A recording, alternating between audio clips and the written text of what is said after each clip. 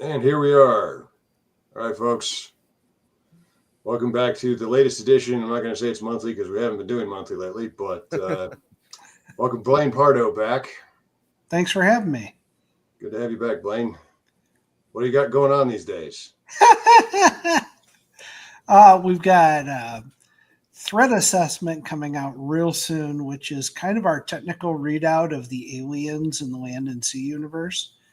So it's chock full of art of aliens and write-ups about how the aliens perform in battle and stuff, which I'm really looking forward to that just because it's not a novel, it's something else.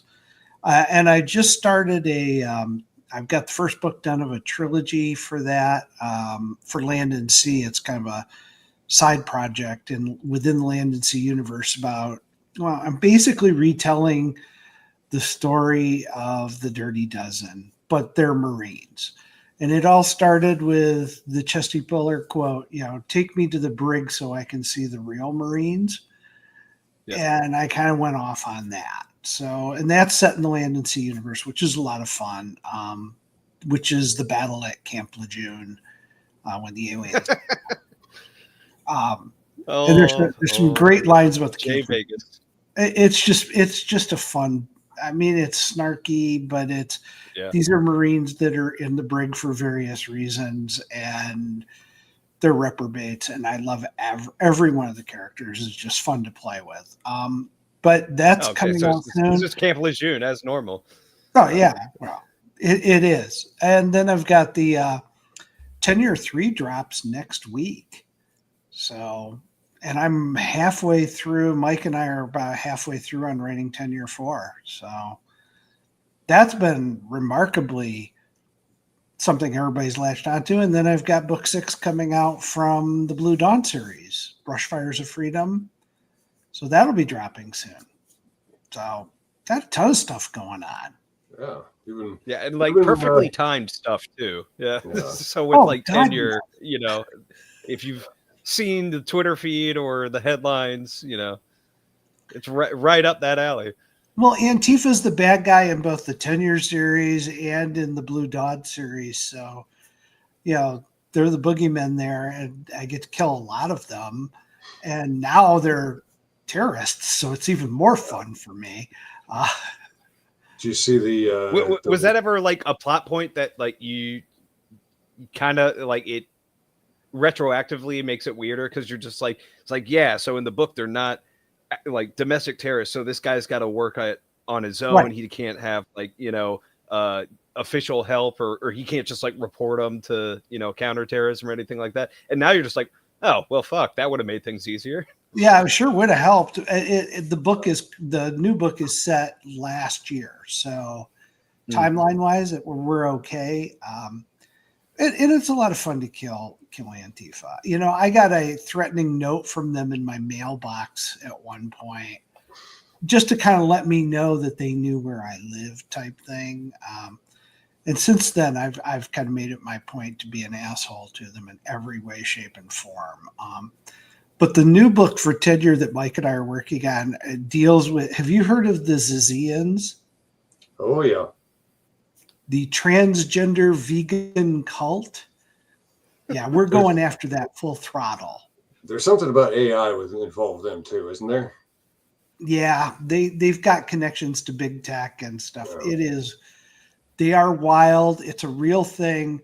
We're doing our take on them and taking them out in the series. So that's going to be book 4, which I'm working on, with Mike right now, which is just a lot of fun. I mean, the headlines are handing me plot points every freaking day. And, I'm going to run with them. The fans seem to enjoy the books. I enjoy writing them. So does Mike Barron. So we have a good time. Yeah. Yeah. The getting overtaken by events can definitely be sometimes a bit of a liability in the thriller game. That's why I would just caution like authors to just, as soon as you put a book out, just be like, hey, alternate history from this starting point that I've decided right here that this book takes place. It's an alternate history. Whatever the real world throws your way, didn't happen exactly the same way in here. Oh yeah. That's what I did with Blue And Dawn. The then whole you could Blue Dawn just series pick was and an choose alternate stuff. history. Yeah. Yeah. I was halfway through Maelstrom Rising when COVID hit. It's like, no, I'm not in bringing that in. No. Yeah, Well, that's I'm because glad it's its I own only book changed. series I in think and of once itself, I changed. like right there. I changed once a camp name to fit the new camp names, but the rest of them I kept the same. So, that was the hard one. Aren't they changing them back? Like Yeah. they're just finding other war heroes that have the same last name, and then it's like, oh yeah, it's a different Fort Bragg, but it's still Fort Bragg. But it's still Fort Bragg. It's a different Fort Hood, but it's still Fort Hood. Right. Yeah. But I actually ran into in 2014. I was writing Alone and Unafraid. Was dealing with the scenario was basically trying to get everybody out of the embassy in Baghdad while ISIS and the Iranians were fighting over the city. While they were pulling all the non-essentials out of the embassy in Baghdad because of the ISIS crisis. Yeah. Yeah, I remember reading the headlines on that. Just being like, oh, that sounds crazy. Anyways, let me sign up for contracting right now. Tell you, man, the real world hands us better plot points. And frankly, if we wrote them as fiction, sometimes I think people would say that's impossible. If you've never heard of the Zizians, and I tell you there's this cult of transgender vegans that are out there killing federal officials, you would say, okay, that's batshit crazy. But in reality, it's out there and it's actually happening. Alternatively, I would say I think I've seen that Vice News article, like headline about that, but it was celebratory or something. But yeah, you're right. Like if you wrote a book where it's like a furry fucking assassinated, a political activist, and it was like earth-shaking news, people would be like, dude, come on, like grow up. Yeah. Yeah. The world is handing us a lot of material. It's just how we take advantage of it. And there were so many people who thought that the bad guys in Rainbow Six were somehow unrealistic. I was going to bring that up. Yeah. It's like back in, what was it, like 1999, whenever he wrote that, people were just like, Tom, get a hold of yourself. And then it's like, oh, yeah. Clancy has come true so many times over the years. It's not funny. He got a little bit too married to the Desert Storm school of warfare. I thought that everything was going to be push button hyperwar after 1991. And it didn't work out that way. Yeah, but like even in Rainbow Six, like it takes place in like 2002 or 2003 or something, and they're still doing like the old 70s and 80s style like ransom terrorism and stuff like that. They even get like the old people from that to do the stuff in the book, but it's like, they're not taking hijacking planes and then trying to get them refueled on the airstrip. They're flying them into towers. It's suicide. But that was the thing is, at that point when he was writing that was kind of the image that there was of terrorism. I mean, it was there was this whole argument during the 90s: is terrorism a military or a law enforcement issue? Well, you look at just today, I saw that they're proposing to form a Palestinian state and put a British guy in charge of it. And I'm like, that's never worked in the entire history of mankind in that region. Every time you put the British in charge of anything in the Middle East, it always turns to shit.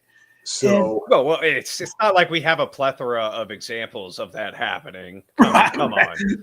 So, especially not Palestine. I was talking to a Kurdish guy a few years back, and he said that in Kurdistan, to them, Americans, heroes. English, bad. He says they have a saying: if you eat one meal with English, you are no longer a good person. Well, if all you got to do is watch Lawrence of Arabia, you realize how much the British grew over everybody in the end when it comes to the Middle East.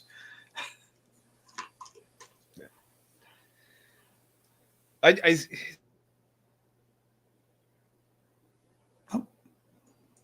We lost Coop. It happens. He'll be back. Yeah.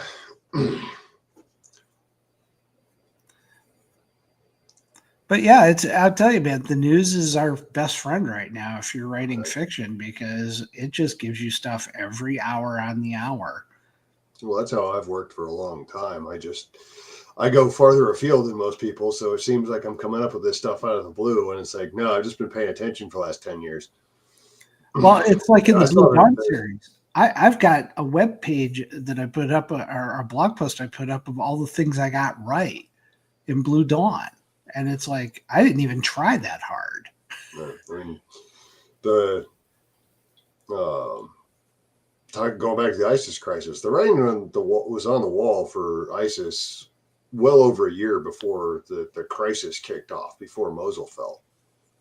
I mean, it was obvious something was coming as soon as the status of forces agreement didn't go through, and we pulled everything out, and they had to try and handle things on their own. The biggest shock for me when was with Syria. George Bush can call it out like ahead of time, just be like, "Hey, if we leave, like this is going to happen." Like, for me, the biggest that shock. should tell you something. Oh, go ahead. Sorry. No, I'm sorry. You guys are like very robot-y to me when then I disconnect like that. So I'm just like smiling, nodding along, and just try to go with the flow and assume what we're talking about. We're still talking shit about the British, right? We can Always. All right. Yeah, I've got some zingers. I will never pass up an opportunity to sing some lead in the British Empire. It's like that's the problem. It's like back in when they were doing the colonialism and all that stuff that you were referring to in the Middle East. Like I didn't even like them then, but they don't make them like they used to. Like the Brits we have now are just unimaginably worse. They're down on their knees, inviting that savagery in. So yeah, they can't even bother to travel the world to go do it. They've got to go. They just import them. Yeah.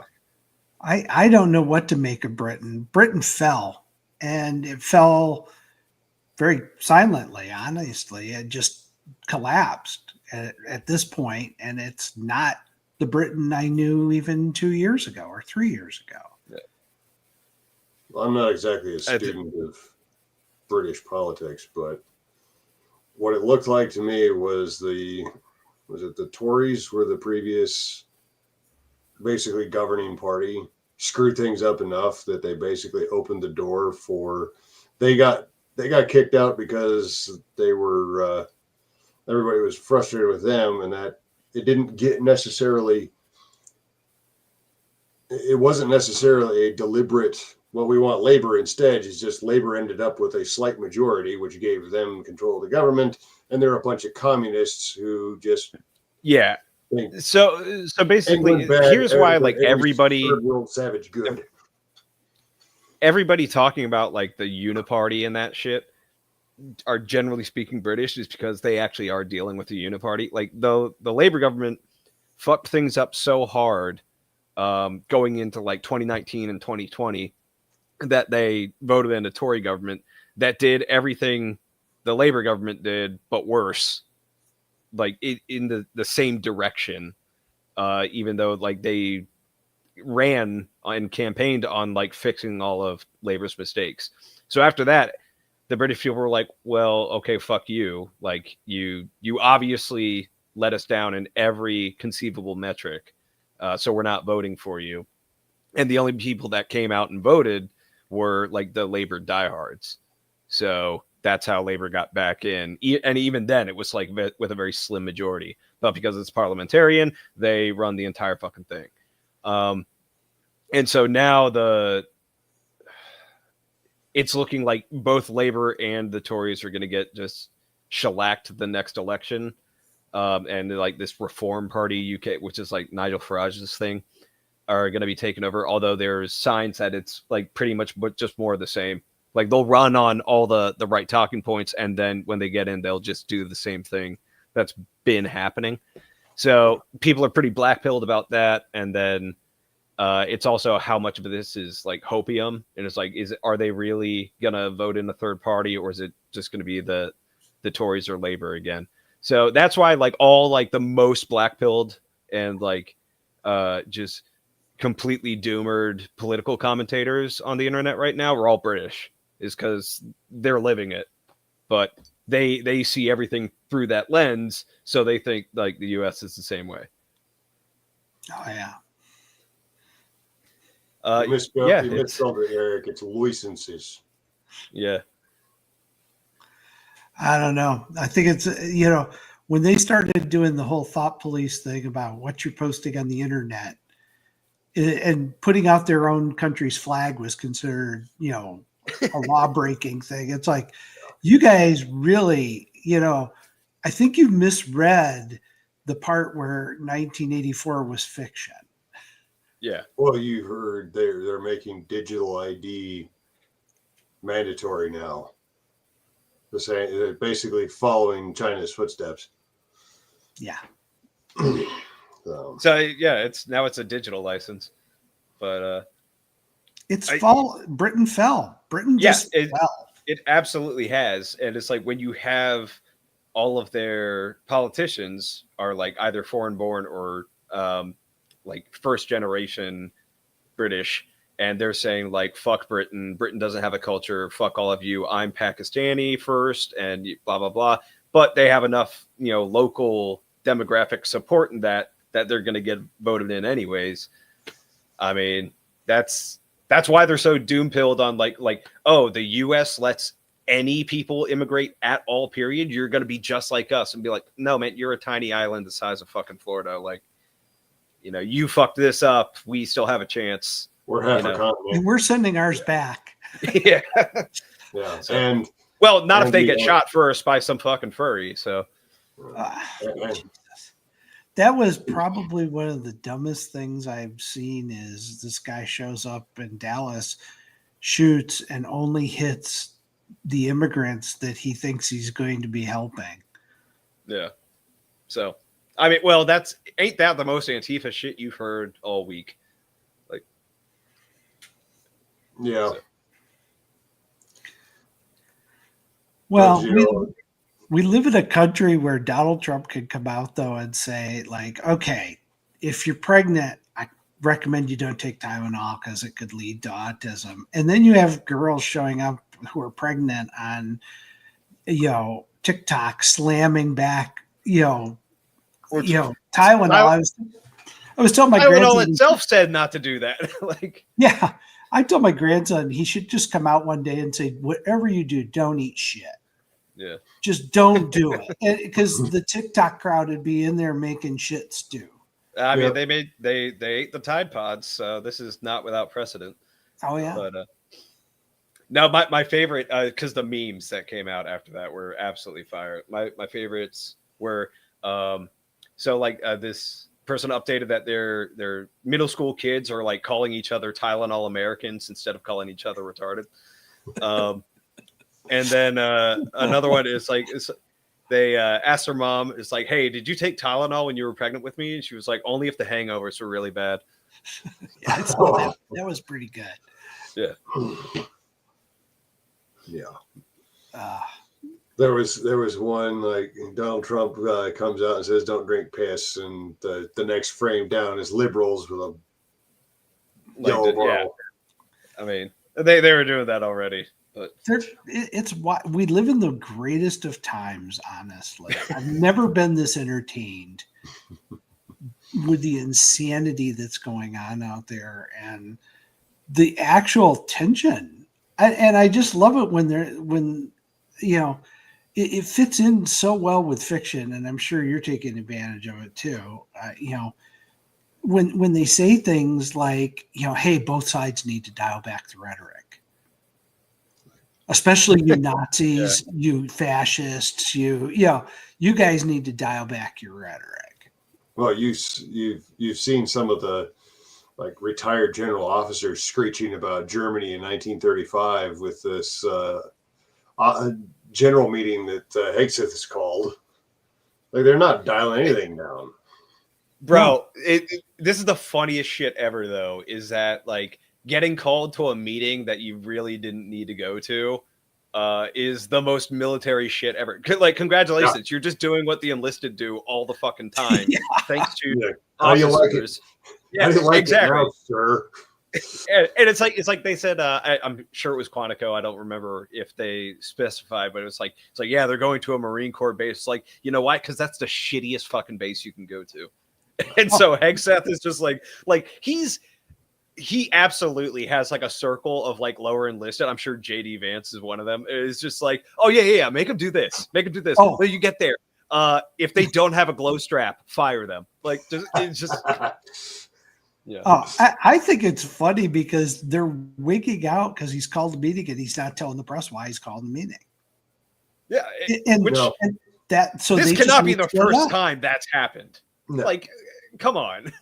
Yeah. Now, granted, I will side with those who point out that putting all of your leadership in one place and then letting the whole world know that they're going to be there is kind of stupid. Well, Pete, it's stupid if they are qualified leadership. That is fair. I mean, I hope he has them sleeping in the barracks too. Yeah. What was that, like the National Guard during like the January 6th stuff where they were just like sleeping in the fucking train terminal or some shit? Yeah. Yeah. Oh, by the way, getting full gear. Yeah. Mott 4, bitches. Let's go. Oh. Yeah. Oh, dude, that would be fantastic if he had them all get Mott 4 and they just like crop dusted them and walked out. But it's like at the end of the day, like I have very little sympathy for them because it's like they're bitching about stuff that be like, bro, this was every Friday for the lower enlisted. It was like, fucking, hey, you all need to be at the armory at 0400. Why? So we can count weapons cards. Like, not even draw weapons. Yeah. Be like, or the 3-hour Friday safety brief. Yeah. I'm so glad I didn't actually. I wasn't actually there for that. Dude, what if this meeting? Training. What if this meeting is just weapons maintenance? It's just armory draw, clean your weapon, try and turn it in like 7 times, get rejected for bullshit, and then fucking finally do it and get cut at like 1800. And then Rob, I've got a story about that. And it's just like, what are you going to do? Be like, I can't believe he did this. Be like, I can. Fucking E3 Mafia over here. Yeah, absolutely. I can understand. This is revenge. This is like, they haven't figured out they put a Marine in the, second position in the White House. And they've put Hegseth in there, and Hegseth's like, you guys got to physically qualify for your jobs. And they're like wigging out, like, oh my God, what do you mean? Yeah, you got to be a combat general. It's funny though, because I remember when JD Vance was leading up to the election, and JD Vance had just been announced, and people were flipping shit about it's like, oh, well, he was in the air wing. He's not a real Marine. And I'm like, hold up. That's something I would say. You don't get to say, like, grunt privilege is a thing, but you kind of have to be a grunt in order to do it, because every other. You didn't have an 03 in front of your MOS. You don't get to talk about pogues. Yeah, and it's like every other politician that joins, they weren't grunts either. But it's like, if I was just like, he was a fucking JAG officer, like kind of a pogue bitch, like they would be like, hey, shut up. There's more than just the fucking infantry. Okay, you idiot. And it's like, how the tables have turned just because it's somebody you don't like. And it's like, don't get me wrong. I would if I had got summoned by Pete Hegseth to go meet JD Vance, I would straight up to his face make fun of him for being air wing. But I get to do that because I was an 03. I don't get to do that. You do. Yeah. 100%. I would just, I could be, it doesn't matter what I'm wearing. If I'm wearing pants and shoes and I walk by him, I'm just gonna like lift up my pant leg and show him my white socks and be like, "Yeah, bitch," and then just walk off. I would do that to beat Hexen, and I'm sure he would laugh. Like that's. Here's the thing: is all the frat boy like slander that they were trying to give him. It's like at the end of the day, it's like there's a bit of that that's kind of cool for like the guy that's in charge, is because like he kind of knows the game. Yeah, and not the political game, but like all the samurai shit. So. The kind of officer that you spread out so that you're all far enough apart that he has to cut the salute in between just to mess with him. Yeah, we did that to my first platoon commander. He's like, I hate all you sons of bitches. I hope. Oh, the best is when they had the green digis, and so you have the black on it. And we had a guy who took a Sharpie and like drew extra black squares to just like completely obfuscate the chevrons so that like nobody could tell what rank he was. So it's like he like looked older than he really was. So like staff sergeants and those guys, like if they were gonna come up and like chew him out for anything, they'd have to like stutter their step a little bit while they're trying to figure out what rank he is before they go in on him. Well, and so one of our team leaders on my second deployment got a DUI, got busted down to corporal just before we left. We're hanging out in the fob out in the middle of the Western Desert in Iraq, and I don't remember if he was the one or just one of his team got a hold of. My team leader was a staff sergeant. Got a hold of one of Johnny's chevrons and dremelled off the top chevron. So it was 2 stripes and a rocker. Yeah. And Lance sergeant, or what was that? A staff corporal? Staff corporal or senior corporal. Yeah. Our platoon sergeant saw it and said, "The next time we go to civilization, you got to wear that." Well, Hexeth is going to do. This is a guy that does pull-ups on TV. He does the President's Fitness Challenge shit. So these guys are in for a rough weekend. If they think this is just going to be some powwow and strategy session, he's pulled them out of their normal environment, which I love. And he's like, okay, we're going to Quantico. Yeah. He shows up with Mongo the Destroyer that he was running with a few months back. If he makes a fucking 09 stand road guard for the rest of the formation as they run by, that would make my fucking day. I swear he better do the glow strap shit. Like he definitely needs to be like, y'all brought your glow straps, right? And then like no, who does that? And be like, bitch. Go to the PX and buy a fucking glow strap. Would you have liked to have been in this session where he called up JD Vance and said, look, I'm thinking of pulling all these guys to Quantico. What shit should I be doing to them? Because he did. And you were like, okay, here's what you're going to do. That's the best part is like, yeah, JD Vance was an E4, but he was an E4 back in like pre-2010. It was a different core entirely from what it is now. And I'm not even saying that to shit on like all the currently serving people. It's just, it was a different core. Like when I joined and when I left, and I was only in for like 6 years, or 5-6 years. So, it happens. Middle of GWAT was, and I'm talking about like GWAT, not like the trailing end stuff. It was a very different Marine Corps. So there was some fuckery. Like early you could not get away with now. Yeah. Early GWAT was even more of it. Oh, absolutely. Well, because also, let's not forget, like 2002 and 2003, you had like PFCs with as much combat experience as generals. So there was a whole lot of like, I don't know how to like navigate this shit. Because this guy is salty as fuck, but he's a lance corporal, and this guy hasn't done shit, but he's calling all the shots. I actually want to live, so like, how are we going to do this? And that's where like a lot of like the crackdown on the belligerents started, is because they were just like, this is getting out of hand. Like, so it's like yeah, because in 2002, GWAT, like you had Desert Storm vets, if you were lucky, in charge, and they were just like, this is an entirely different war. So same country, different war. It wasn't over 100 hours, that's for sure. Yeah, I was, dude. Speaking of staff officers, like we need the Storm and Normans back. We can't be having the fucking Petraeus and Petraeus friggin' drooling over old Jelani on TV. Yeah. Well, when he's not drooling over his biographer instead of his wife. Well, and by pulling him down to Quantico, he's cutting down on the leaks. You know, because if you do this shit in the Pentagon, you're going to have way too many people listening in and being pulled in. He's going to isolate I hope he takes away their freaking cell phones.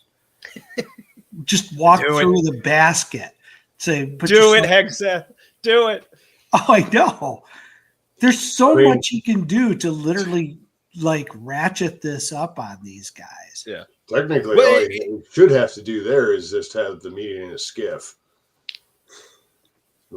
Yeah. But here's the thing, though. It's like, I know they're going to complain, and I know they're going to complain to the media, and the media is going to be like, oh, I can't believe this happened. You know, this is ridiculous. There's literally nothing he can do that they haven't done to their subordinates. So it's like, as a matter of policy, done to their subordinates. Oh, yeah. So there's like, it's like when they start complaining about it, I absolutely want to see fucking E5s or E6s that were under these guys when they were captains or lieutenants and shit like that coming out and be like, oh, it was terrible, huh? This is what you had us do every fucking weekday, every workday out in the field when we were doing this shit. This is what we had to do. So it's like, and then if they complain, it's like, hey, you can't go to the media and complain about this and be like, really? Who would have led by example on that? That's crazy. So they've dug themselves into a hole. If this is all a troll, if it's actually like, hey, you know, we're World War III starting, get your shit ready. Like, it's a different story because whatever. But if it is just a troll, like we're absolutely fantasizing about, like there's nothing they can do for recourse that they're not guilty of themselves. And the media is going to hide that and it's going to take their spot. But every fucking vet from GWAT can step in and just be like, bitch, like, you want to run that by me again? And of course, yeah, it's like we can talk about how cool it would be if he just freaking crushes their souls, but we all know that the reality is going to be way more boring than that. Oh, yeah. No, it might actually just be a meeting and just be like, hey, I just wanted to get you out here so we can talk without leaks, like Blaine was saying. It's General Bob's birthday. Let's bring in the cake. That'd be funny. Stuff themselves full of cake, then the run starts. The best part would be is if he does this meeting, it goes for like weeks, right? And just like takes up all their time. And then they cut right before the Marine Corps birthday is going to be celebrated at Quantico, so they don't get to have any fun either. It's just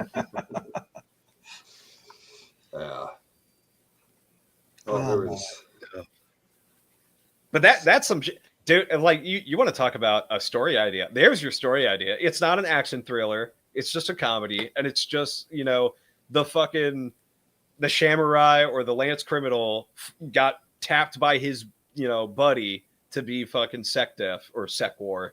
And he just gets to go full revenge and spite mode on all the assholes that made his life miserable when he was in. There's your comedy. Oh, yeah. The amount of fun he can have is immeasurable. I mean, I know why he took the pay cut. Yeah. You know, it's like, because he got the opportunity to do shit like this. Yes. And because he gets to say, this is where we're going to meet. I wonder if in the contract, he's like, I'll take the pay cut, but I also get to use Signal. So it's like, I'm not using Nipper. Fuck that shit. Not going to end anytime soon. No. Pete, it cracks me up every time Signal gets used. It's like, oh, it's a secure communication platform.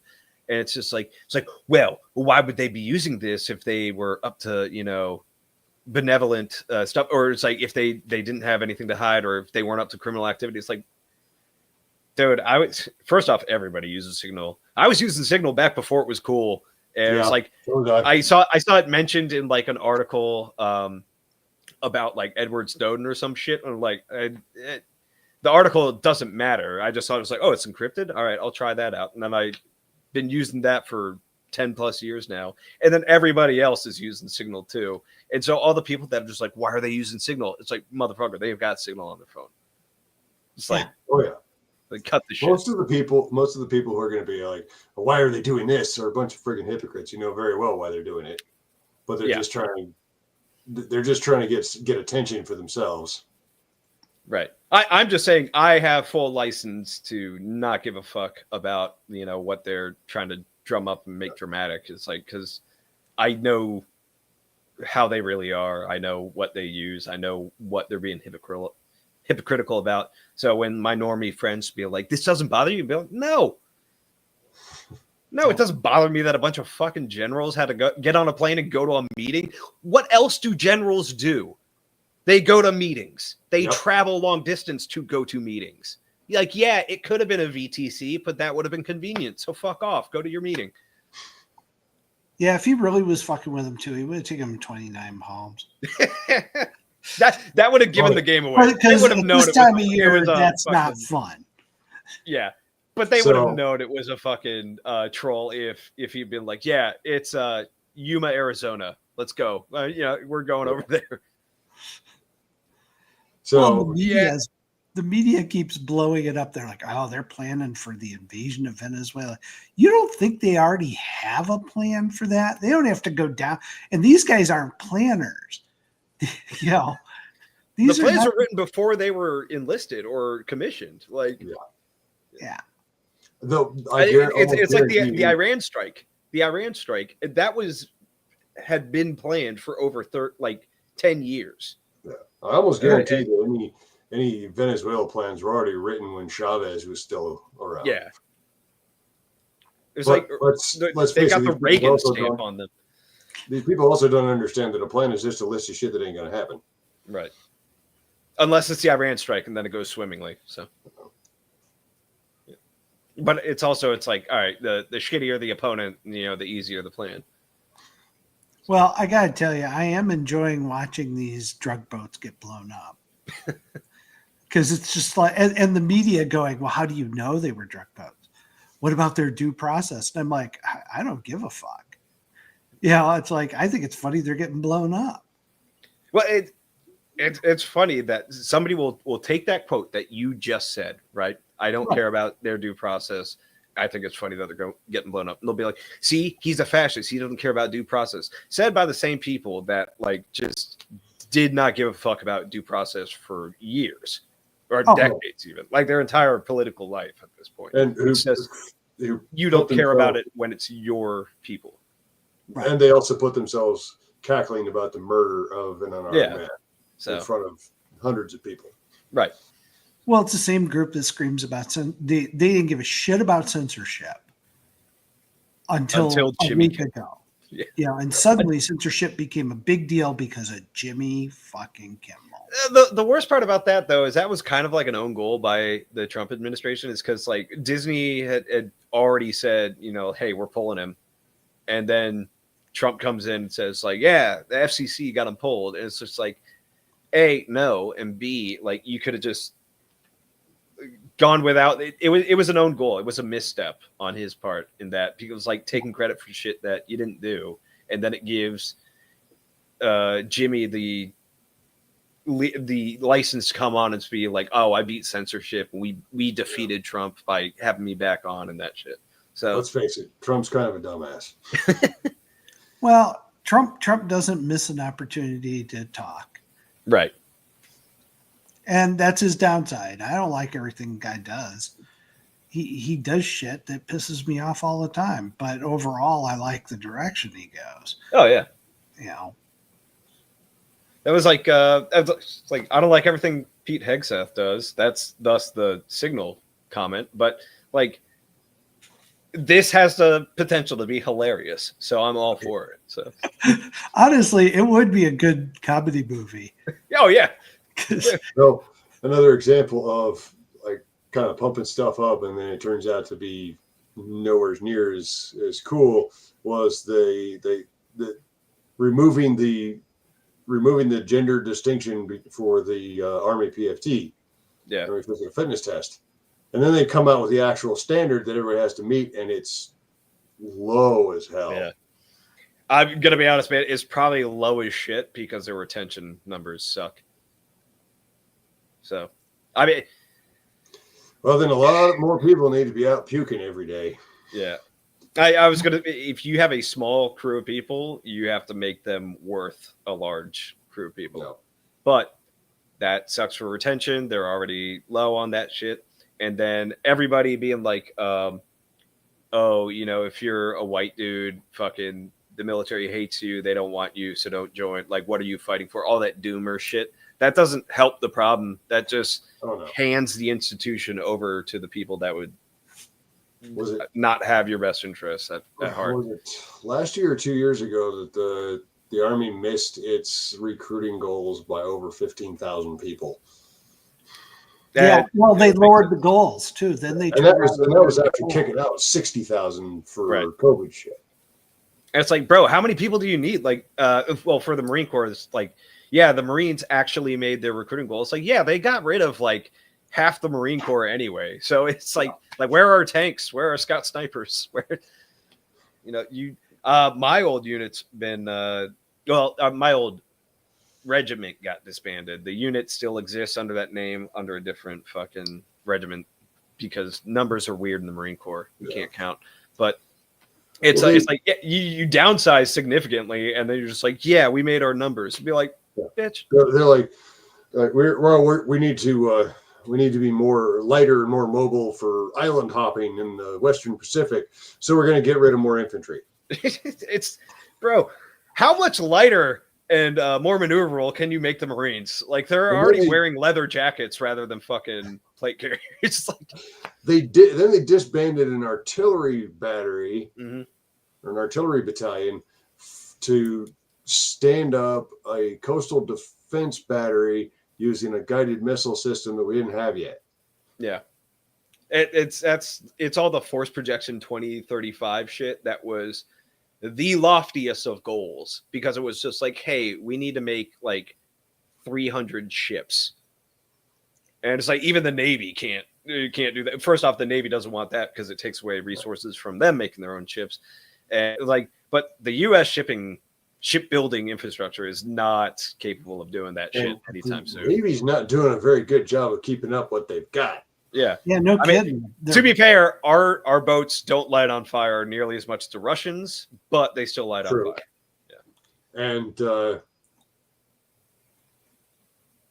the best of my knowledge, we haven't launched a ship for it to immediately roll over and sink at the pier, and then we cover it with blue tarps. Not recently. Yeah. That was recently in North Korea.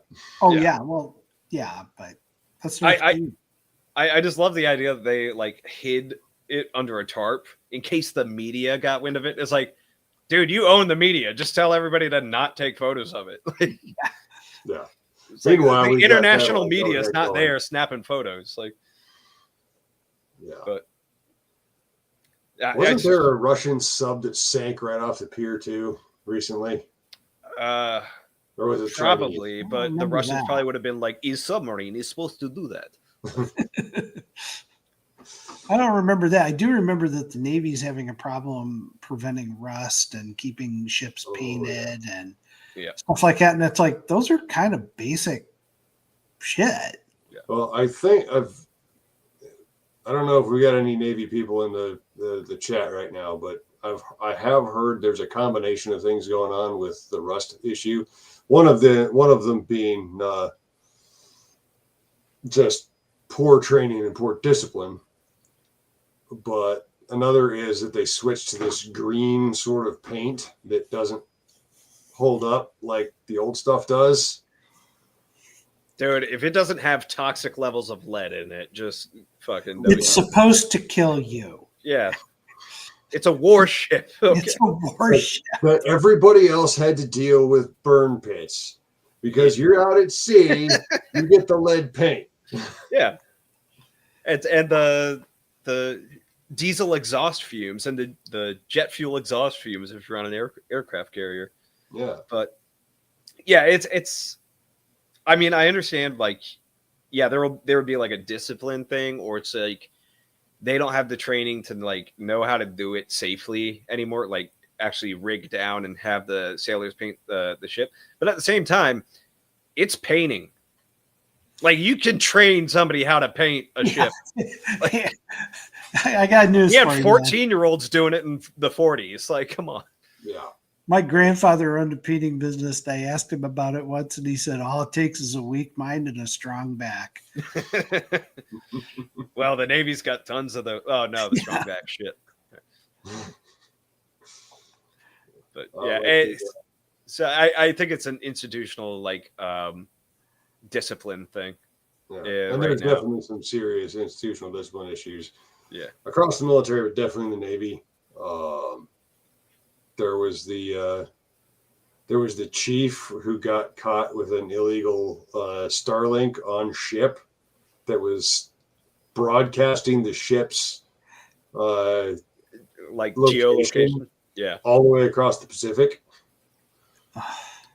Dude, like I think they would bring back hanging if that was an E4, like well in the Navy, even an E5, like.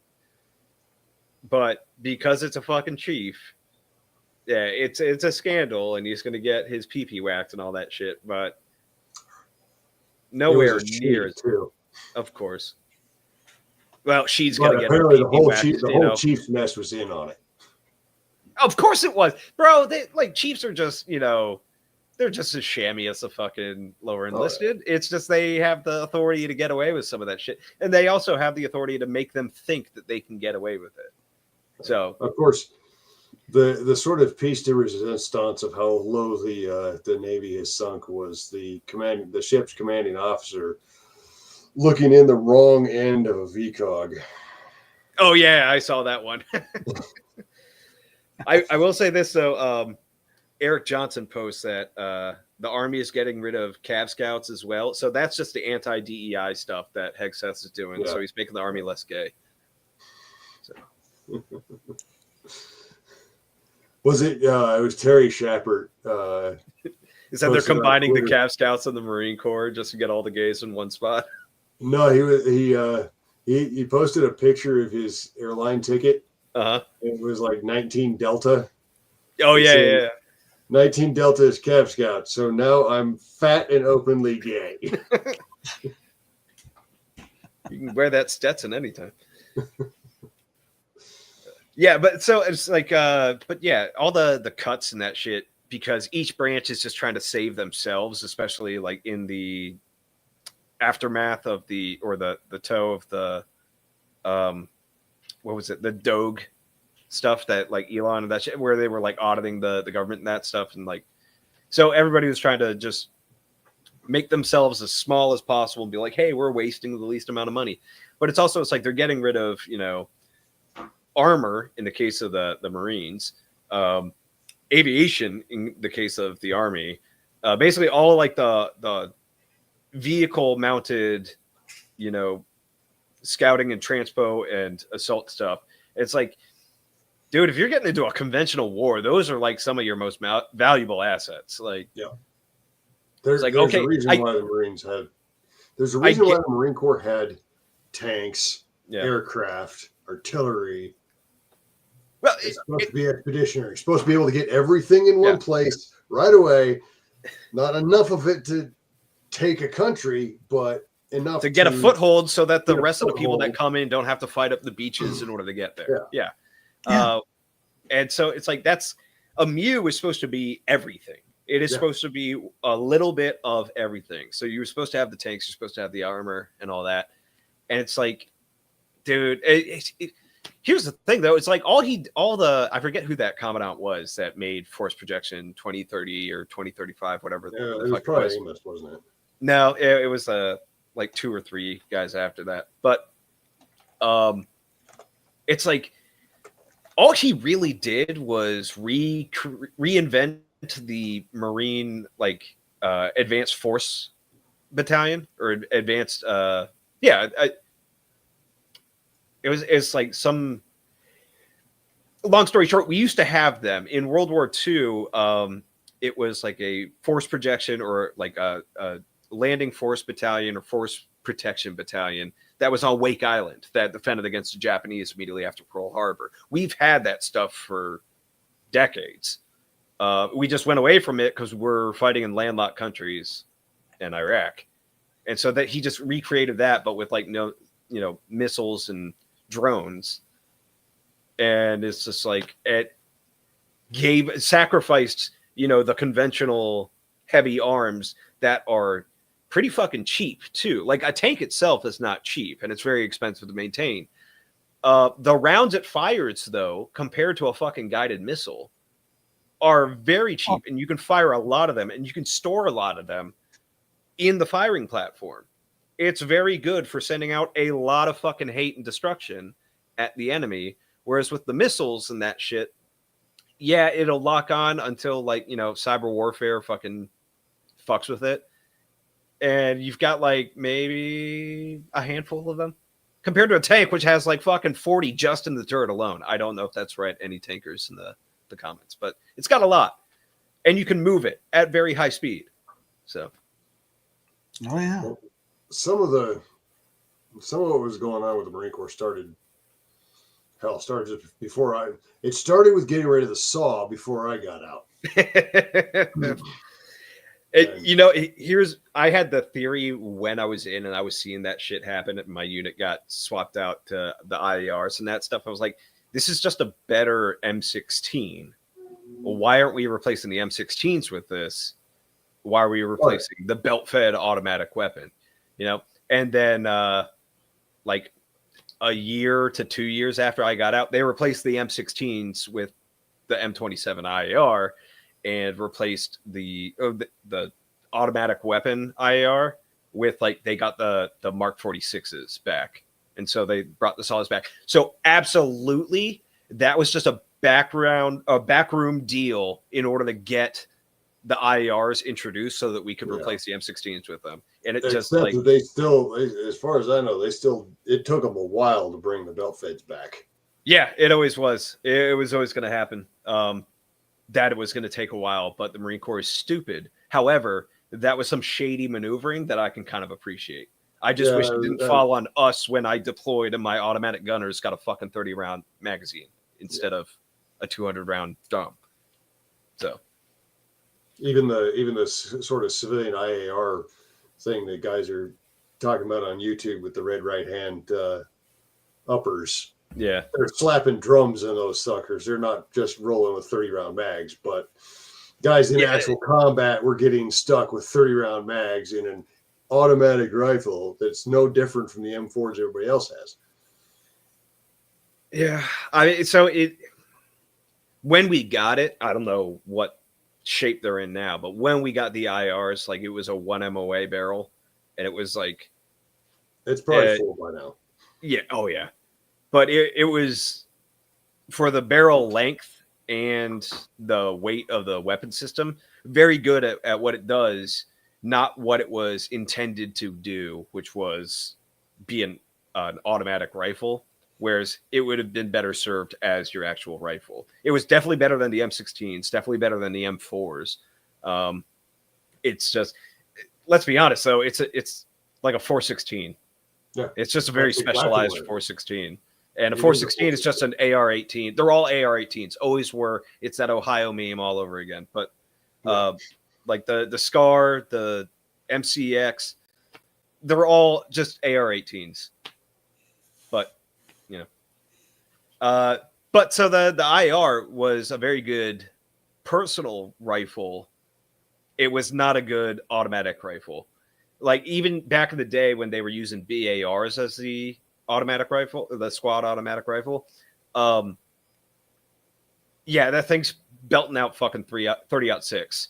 Okay. Mm-hmm. Yes, it's got a 20-round mag. It's a 30-06 though. Okay. It's an IR that shoots 5.56 better be shooting more than 30-round mags. Yeah. So, which is where the SAW came in. And even before that, I think just before the SAW got picked, the automatic rifle for the squad or the fire team was like an up-barreled M4 with a bipod put on it, like for a very brief time. I know there was an LMG version of the M16. Yeah, my point is, a lot of the fucking hardliners who were like back in the IAR to replace the 249 were saying it's like, oh well, the SAW is the 249 is the anomaly. Fucking, we've always used magazine fed IARs and all that shit. And it's like, yeah, but then we learned and we got the 249. And we had M60s before that. Yeah, it's like we got better idea, and like after we implemented the drum fed squad, automatic weapons, we realized, oh, having a lot of fucking firepower without having to reload, and like you can just sustain those rounds, and that firing rate is preferential. So that's why we kept it for so long. But then the Marine Corps had to, because they couldn't convince anybody to replace all the M16s in the Marine Corps with a new weapon system. So they had to like fucking backdoor it through by replacing the automatic rifle, which, like I said, I can appreciate the shady maneuvering of that. It just, it sucked for the units that had to fucking give up the SAW and use the M27 for a little bit. It's also, it's like I've always been saying, it's like, just make, I know scaling up and scaling down a weapon system is not as easy as just doing that, but just make a 5.56 version of the 240 Bravo. Just make a smaller version of that so that one guy can do it, doesn't need the tripod, fucking, that can be your fire team and squad organic automatic rifle. Our saw gunner straight up carried the 240 Golf. Oh man, that fucking gas block. Like, no, I want more firepower. I'm leaving the saw back. I'm taking the 240. Well, it's like, hats off to him for convincing the weapons team to let him do that, or he just grabbed this was in a recon platoon. There was no weapons team. All right, good for you guys. We weren't able to do that. He took it off our Humvee and rolled with it. Nice. What would have been cool too is if instead of the 240 Golf or the 240 Bravo, if you had an actual Mag 58. It's like it's got the wood furnishing and everything. This is badass. Let's go. Yeah. So. Honestly, the wood furniture is about the only thing I found that was different between the Mag 58 and the. It's literally the same gun. 240s. Yeah. It's exactly the same gun. I'm sure like somebody's going to pipe in. It's like, well, no, actually, like the tolerances are different. It's the same fucking gun. It's just like all the new rifles or all the AR-18. This is the Mag 48 or 58 is just the 240. The L1A1 and the FAL are the same gun. Just because one's metric and the other one's real human units. Yeah. Freedom fractions. Doesn't matter. Same gun. That'd be an interesting alt history story, Blaine, is just like how they had the backdoor in the Asher rigs. It's like we can't just replace a tank with a giant Stompy Robot unless we do it this way. Well, there's a little bit of that I've had to cover because the restructuring of the Marine Corps, I had to straighten it out for my universe. So I'm describing like after the war with the Russians, they realized how much they'd screwed up the Marine Corps in terms of removing tanks and all this other stuff. And the Marine Corps is narrowed down to like 3 type models of Asher rigs. That's it. Yeah. Well, that sounds about right. Yeah. And they're using like the oldest of the shit because it's super reliable. And that's all they really care about is it's super reliable and has lots of firepower. Yeah. The problem with Marine Corps gear is that it has to survive Marines, not just the enemy. So my favorite scene I had, honestly, I have a bunch of pararescue guys dropping in to extract the wounded and shit, and the Marines basically loot them for everything they've got on them because they're surrounded in this position. And it's like, yep, Marines just take whatever they freaking need. Appropriate. It's why when the few people that I actually come across that like are interested in joining the military and all that stuff, and of course they grew up on video games, right? Like the Call of Duty, so they're used to seeing like the coolest gear and that stuff. And they'll be like, hey, so in the Marines, did you have this? We're like, no. If you want any of that cool stuff, go Army. If you want to be the most dangerous fucking hood rat in, a foreign country, go Marines. But if you want to actually have like all the cool gadgets and gear and, high speed, low drag shit that you played in Call of Duty or whatever, go Army, because they have all that gear. If you like EOTechs, go Army. You're not going to see that in the Marines. Right. But, yeah. Not anymore, anyway. We had them. We had them for a while. The old 512s. There are a couple. Even like fucking Fast Company had them on their saws, which I thought made sense. But we never saw them in the fleet. It was basically I described my loadout in 2011 to an Army buddy of mine who was also deployed in 2011, and he was like in shock. He was just like, it's like when an archaeologist discovers a living caveman and just sees how he's actually using his tools. He's just like, wait, what? You were using these? Like, yeah.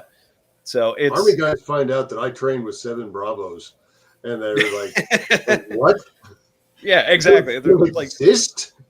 Dude's fighting the fucking, Falklands War over here, and we're invading Iraq again. So, yeah. And, furthermore, we only had like 1 pair per team. So, yeah. And so it's Marine Corps is definitely like, if you wanted to see Rufio and the Lost Boys fight in a war, that's the Marine Corps. Oh yeah. Like, yeah. So. Having like only 3 models. Actually, that's being generous, but yeah, 3 models instead of like the whole line. The oldest shit. Yeah, that's. Oh yeah.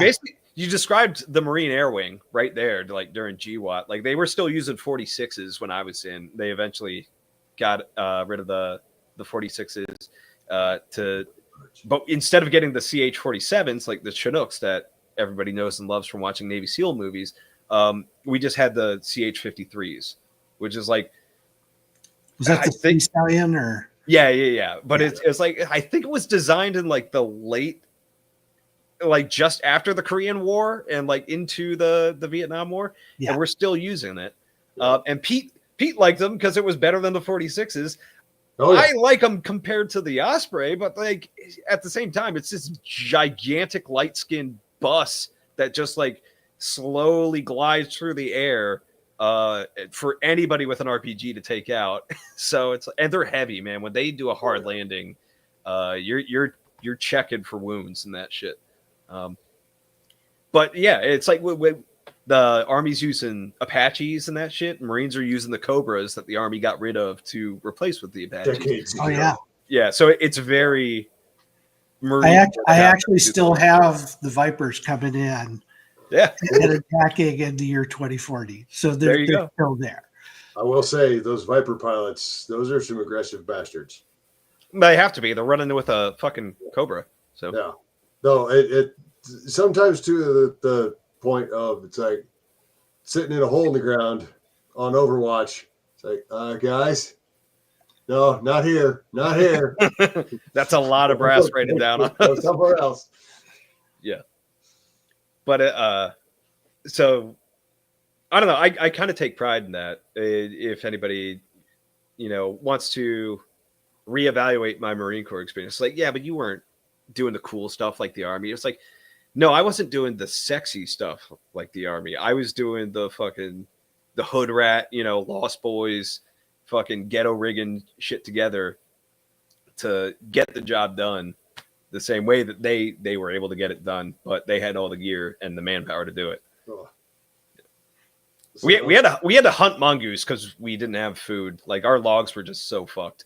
Like, yeah, we weren't as bad off as you guys were on that. But in 07, we just gotten the Frisbee rigs, which are designed for all the cutaway for VBSS stuff.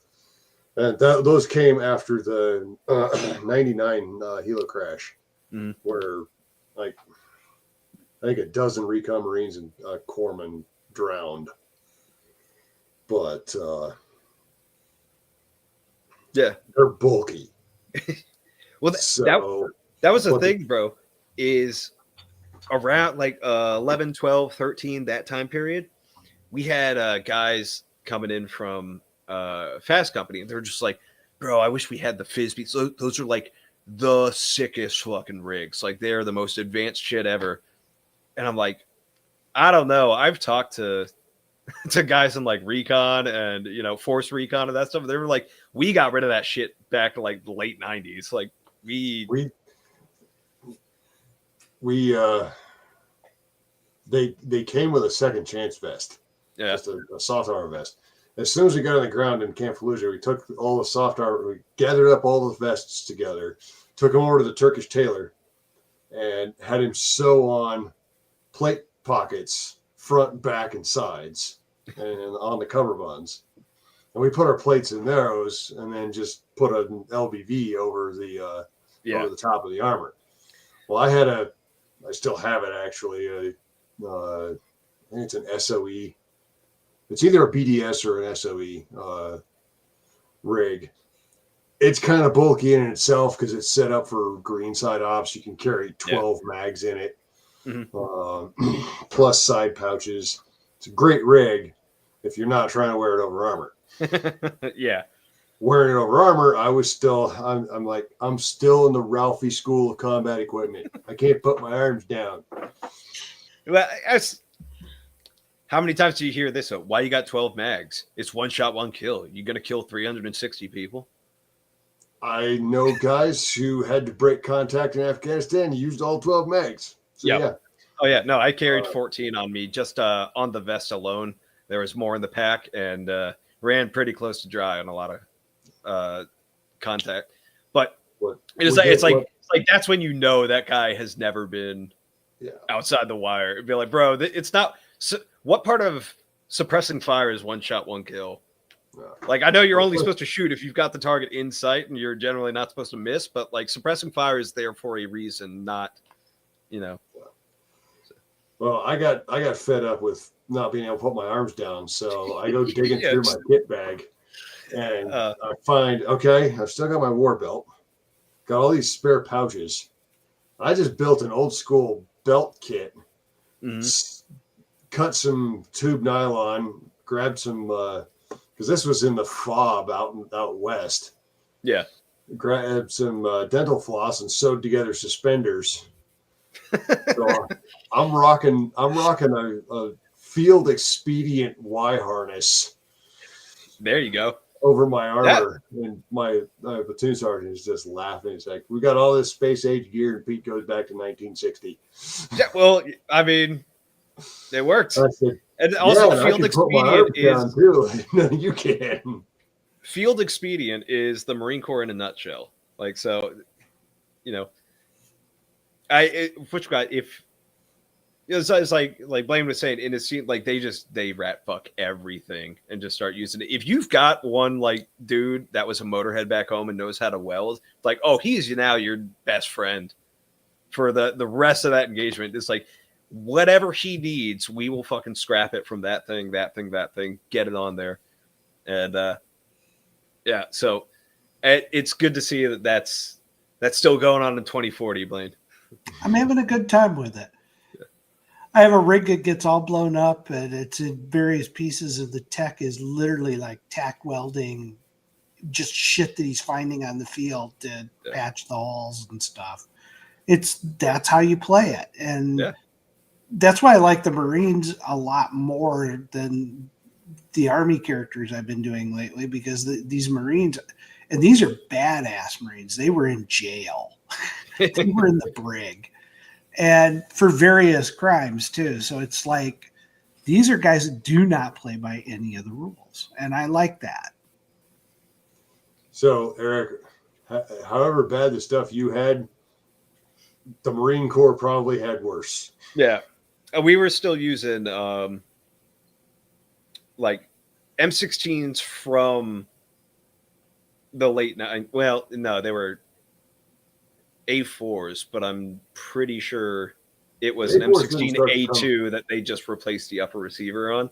The A4s didn't really start to come in until about 05. Yeah. So like in 2011, I was rocking an M16 A4 with PEC 15 and an ACOG. The ACOG was like the newest, greatest thing that ever happened to us. We were just like, what?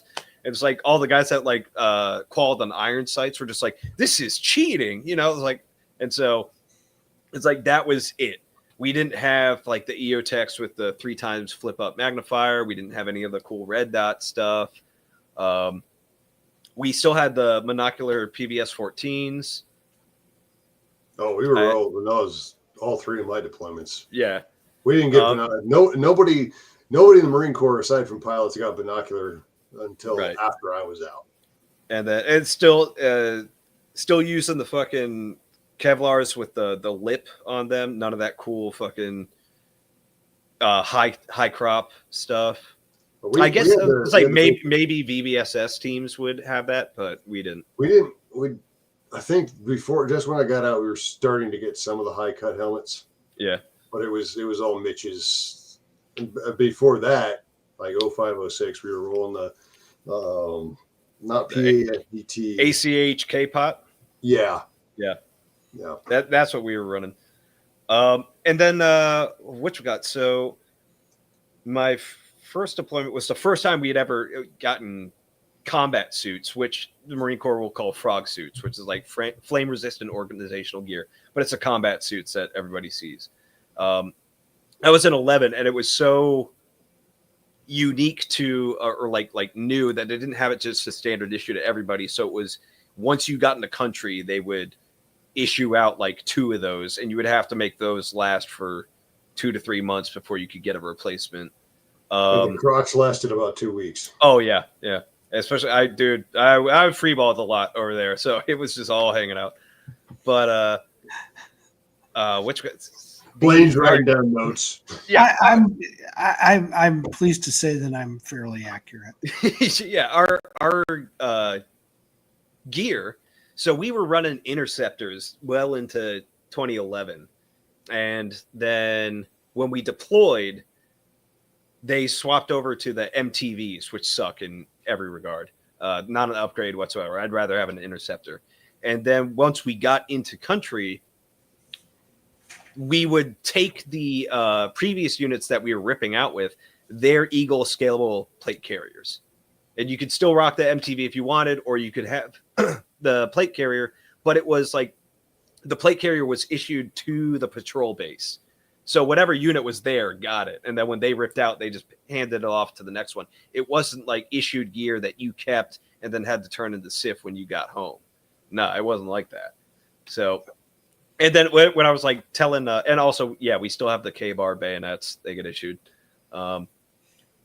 So when I was talking to an Army buddy of mine about this, and I was saying like this was in 2011 because we're the same age, he was like, dude, what? Like he was like, first off, you guys are still using PEC 15s, which nowadays a lot of people are still using PEC 15s because they're just, very hardy.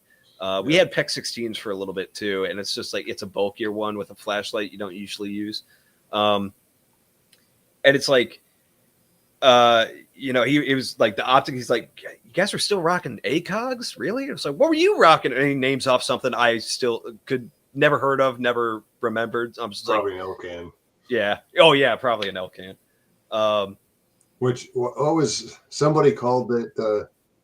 It's like the Spectre DR, but like the optic that is just good enough. Nobody wants to keep it.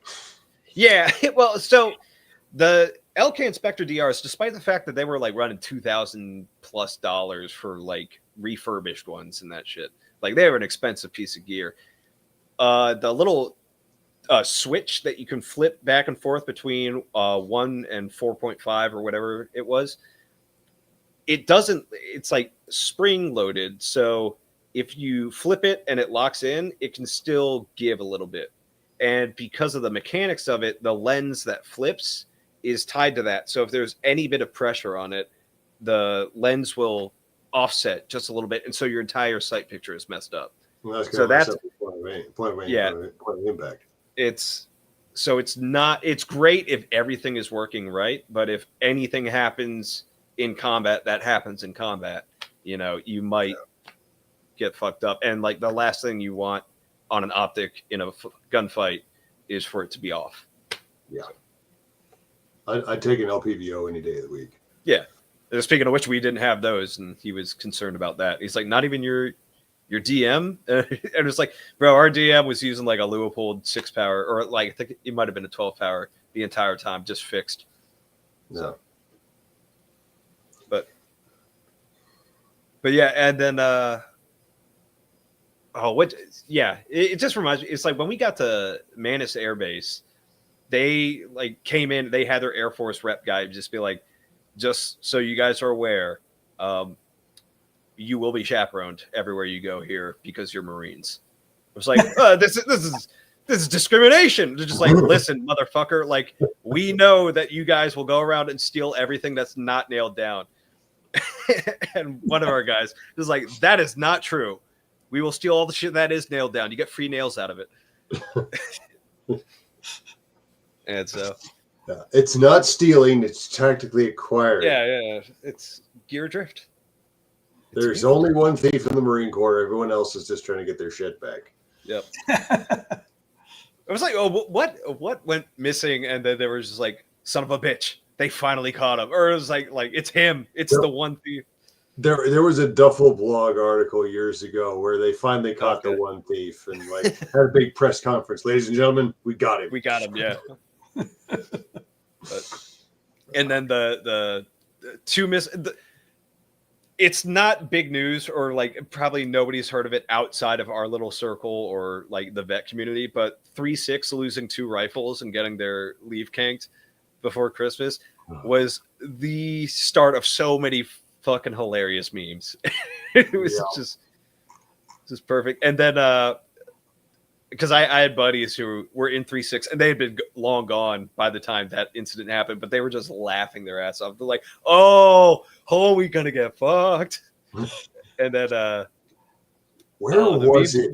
The memes were great. And then somebody posted a photo to social media and he's just like, hey, so I found this in the 3-6 parking lot, and it was like the first sergeant and the company CO's it might have been like the battalion sergeant major, battalion CO's like parking spaces had been like graffitied with them like sucking each other's dicks or something like that. It's just like, this is the worst thing to happen to 3-6 since those 2 rifles. Like, holy shit, you guys are getting fucked. Yeah. There was, I don't remember if it ever came out where it was, but there was a Ma Deuce lying on the pavement next to a dumpster. First off, who the fuck throws out a Ma Deuce? I know it's perfectly good. It's been perfectly good for the past 100 years. Yeah. Yeah. Seriously. And second, oh man, Somebody's gonna pay. Yeah. And it's not going to be the guy that did it either. It is going to be the entire fucking universe. Everyone else. Yeah. It's like, you ever, speaking of Camp Lejeune, just like driving past Wallace Creek, and I just see like a police call of like, had to have been like a full platoon. They're already dirty, but they're not in full gear. So they're not like on a ruck march or a patrol or anything like that. And they're just police calling through the woods. It was like, somebody lost some NVGs. Damn, that sucks. And then you just honk the horn and just like skid out of there. She's like, ha ha, suckers. So I have a good time blowing up a good part of Camp Lejeune. So. Oh yeah, which part? The main or is battle, that spoilers? The main battle. Well, no, the main battle takes place at Pollock's Point. But okay. A lot of shit goes down otherwise. Yeah, I was over at Hadnot Point and Wallace Creek for most of my time there. Well, the fun thing about Camp Lejeune is there's so much range space over there that like you just have natural cover for like fire maneuver over open terrain to actually use in a war would be like, all right. Well, I had them throw in a golf course, so that, that had been built in the last few years, and they're literally fighting it out on a golf course. And there's a great scene where one guy's like, I'm not fucking going to die here on a golf course. It's not happening. Is that? Please tell me that's over on Sneed's Ferry. No. Oh, okay. That's our Pollock's Point, man. All right. But there's so much ground to play with, and the next book in the series, because it's a little trilogy on its own, starts out with a bar fight with these guys. Of course. Yeah. Because it's like, of course, there's a bar fight after the battle. Yeah. Oh yeah. And the problem with that is you never fight one Marine; you fight all of them. Yes. Yep. You sound like you have a story you don't want to tell, Pete.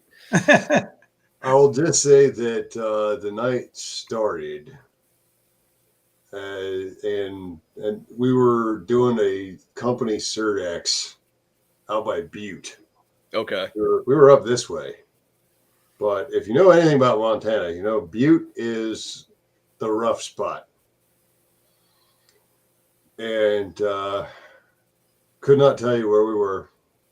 But this big old lumberjack looking kid brushes past our ops chief, who is Samwin. And he says something about this fat fucker right here. Kid turns around, what'd you say? And just there's 4 Marines just standing there quivering. And you could see the calculations happening at light speed behind this kid's eyes. He's just I don't want any trouble. That's when your ops chief just says whatever the fuck I want to say. That's what Top is offering him one free punch. Yeah. And he's like, no, I don't want any trouble. I want to lose my scholarship. Yep. Oh, it's like that's you're gonna lose more than that, bud. That's why, like, after I got out, never got into a fucking bar fight. Well, there were some close calls, but I avoided most of them. Is because like I was like, man, I got a clearance. I don't need this. Like, there's nothing worth getting into a fucking fist fight with some douchebag college frat boy over that will like lose my fucking job for me.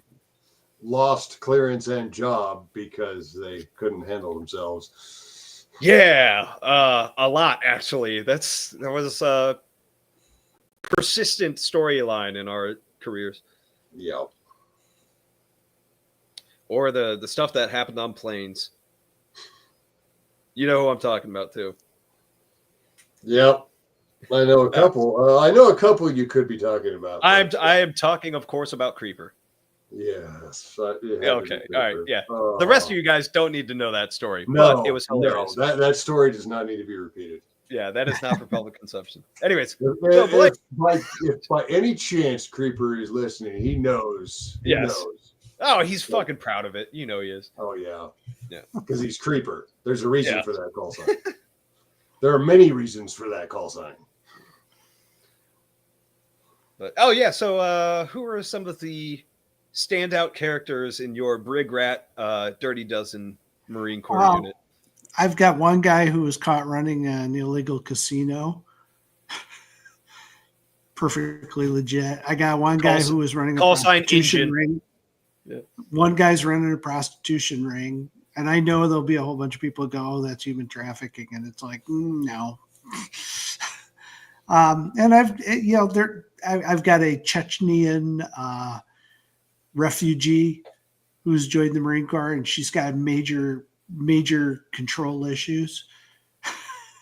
So she's perfect. I think that defines the Chechens, but yeah. Well, that's the thing. She's perfect Marine too. It's just so it's a good mix of people, and they're all horrible for their own way, but they're all kind of lovable in their own way. And a lot of this was, like as a kid, I wrote a book already for the Land and Sea series. It was based on Kelly's Heroes. Right. So to me, it was like one of my favorite movies was always The Dirty Dozen. When the damn thing's on, I turn it on every single time. It's fun to watch. And I'm like, why can't we just capture some of that element? And I didn't steal the plot by any stretch, but I was like, let's start with some guys who are in the brig and see where we go from there. It's also like there's only so much originality to like, hey, soldiers do things they weren't supposed to do and then fight a mission together. It's like That's Band of Brothers if you think about it. Like, oh yeah, yeah. And there's some officers that are sabotaging this program because the commandant said, "Let's empty the brigs because what the hell's the point if we're at war? Keeping we hit our numbers. Yeah, we're going to boost the numbers, but there's officers that are trying to sabotage that, right? And there's some fun and hilarity that goes along with that. And I talked to a number of Marines that gave me some great inspirations for shitty officers as well as for ways that soldiers or Marines get back at officers that fuck with them. And so I have a lot of fun with it. It's just simple, enjoyable shit, but it's set against backdrop of this horrible battle that's going to take place. Like I said, I get to blow up part of Camp Lejeune. I'm achieving what every Marine has thought of at one point or another. Well, at least the ones that were stationed there. I don't know how Pete feels about Camp Lejeune, but I'm kind of agnostic about Camp Lejeune. I think. Yeah, I was like, I could take or leave Pendleton. I don't know enough about it, but Camp Lejeune. You want to burn Pendleton? Okay. All right. You'd probably be better off just flattening everything around Pendleton, because that's where the real hell is. Oh, but then what would you do to puff yourselves up for all the East Coast Marines? Be like, we had to hike up hills. Be like, nah, it got flattened. You didn't have to hike up shit. No. I mean flatten. Like Oceanside?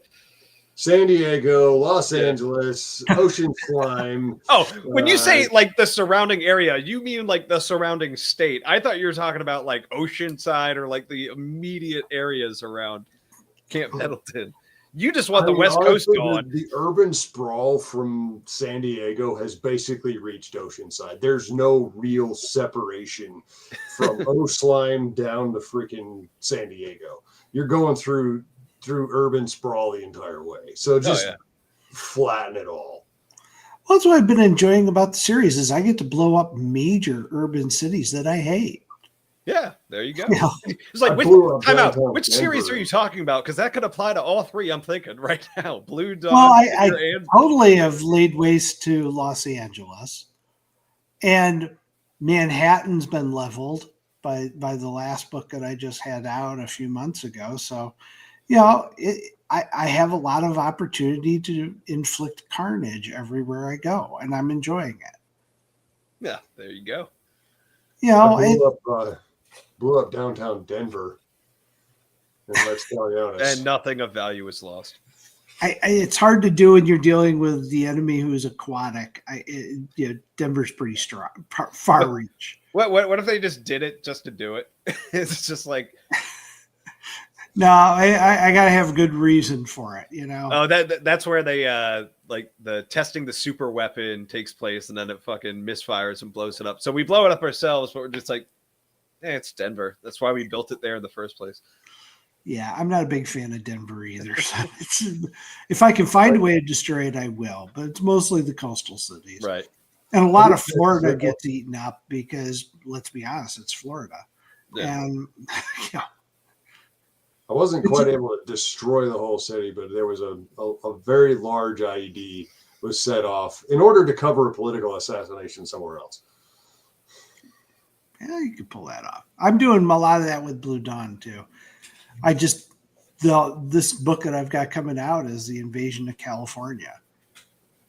There you go. Nothing's funnier than when they throw out the transvestite brigade in front of these guys. It's just, you cannot make this shit up. The Rainbow Brigade, they're called, and it's just like, you got to be kidding me, man. I'm reminded of that joke from the South Park movie. It's like Operation Get Behind. Yeah. It's just fun. You might as well play with the canvas you have. Right. And people, I always get the geography very correct. So, I mean, the places I'm destroying are actual places. Dude, can you imagine how labor intensive it would have been to write an accurate book before Google Maps? Oh God, it's like it would have been impossible. I mean, you'd be going to the cross-referencing atlases that are like 30 years out of date. You're just like, fuck. Yeah. trying to find photos of. Yeah. I really discovered the power of Google Earth with the W Don't Know, and especially when I found that there is Google Street View all through Mexico. So I was just dropping down into Street View to plot out firefights. Oh yeah. Well, I was doing, even when I was doing true crime, looking up, people's addresses from the 1970s. You go to the Library of Congress and you got to pull phone books. And people today don't even know what a freaking phone book is. Right. And then also you have to there's a digital version of it, but you have to pay for it. And you're just like, this isn't worth it. This used to get mailed to my fucking house. Yeah. The world's changed, and some of it's good and some of it's shit, but what are you going to do? Yeah. Yeah. So Pavlo, I'm sure it was a lot of locals in Chicago who were just giving him shit for getting it wrong. But I'm sure a lot of it's also people that grew up after the dawn of all these digital tools where they could easily cross-reference that shit, and then figuring out that he got something wrong and then was shaming him for it. And it's yeah, he didn't have that tool though. So no. I'm just there's a group of guys out there that look for nothing but to find negative things about your product. Yeah. Whatever book we're writing, they exist to do that. And some of them they have ill intent. Some of them are just morons and sitting in their mother's basement with their pants around their ankles, and they have nothing better to do. And some of the places that I said stories, I've just got to guess more than anything else because the imagery's not great, and there is no street view. Yeah, because there's no street. Yeah. Yeah, I can't wait until somebody's just like, the lost city of El Dorado's not actually there at this coordinate. Be like, yeah, thanks, buddy. You showed me. Now everybody knows how smart you are. You found it. I can't wait for people to try and find fault with Nightfall stories. Well, they'll just be comparing it to the Lexicarnum shit, and you're just like, it's a different series. Yeah, probably. It's shit. People are doing that with Space King. Although that might just be to troll Tom and Don. I'm not 100% sure. Yeah. But, considering Tom and Don are patrolling everybody else. Oh, yeah. Time, so. We're not associated with them in any way, but everybody in our audience, Space King 3 comes out tomorrow. So stand by for that. Cool. Okay. So.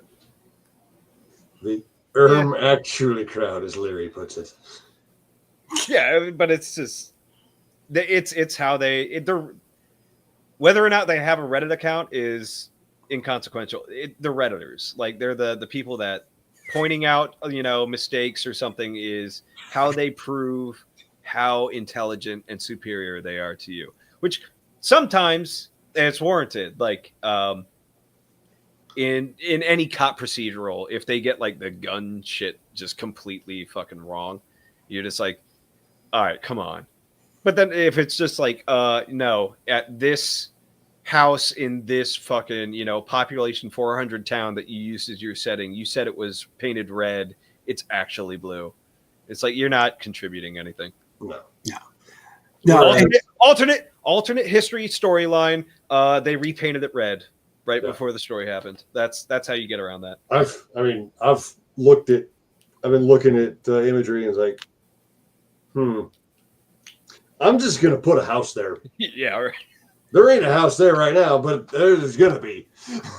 Oh yeah. Well, the gun stuff is the trickiest shit of all because not only that, they don't agree with each other. Right. Quote unquote experts will sit and argue amongst themselves over gun shit until they're blue in the face, and it's you guys have all lost the point. It's a story. It's supposed to be entertaining, and you're fixating on that. But Reddit's a digital wasteland. I mean, it is literally in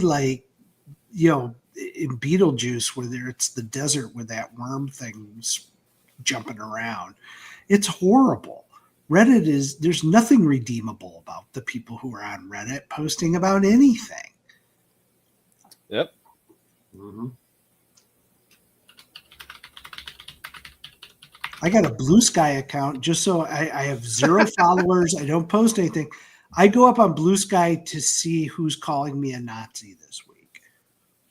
Or a fascist or whatever. And it's hilarious because people are having arguments about me, 3 months ago. And I'm like, I didn't even, nobody got me involved. It's kind of nice. They're in their little echo chamber and they're arguing what level of evil I am. I love stuff like that. But you have heard of me. That's yes.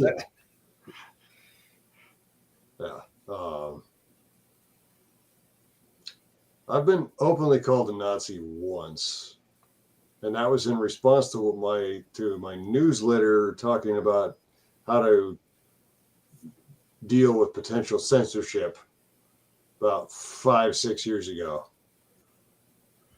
Those are rookie numbers. You got to get those numbers up. Yeah, I get it. I've been called a Nazi by communists and a Jew by Nazis, so I must be doing something. You're over the target when you get the flack.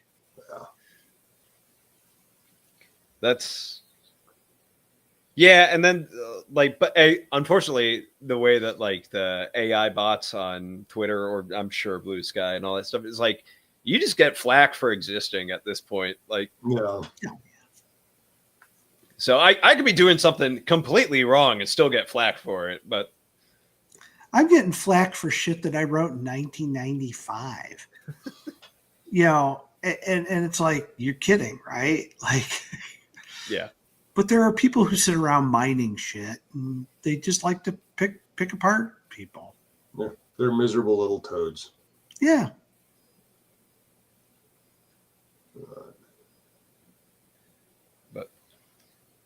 But it gives you ammunition for your next couple of novels, right? Absolutely. It doesn't bother me at all.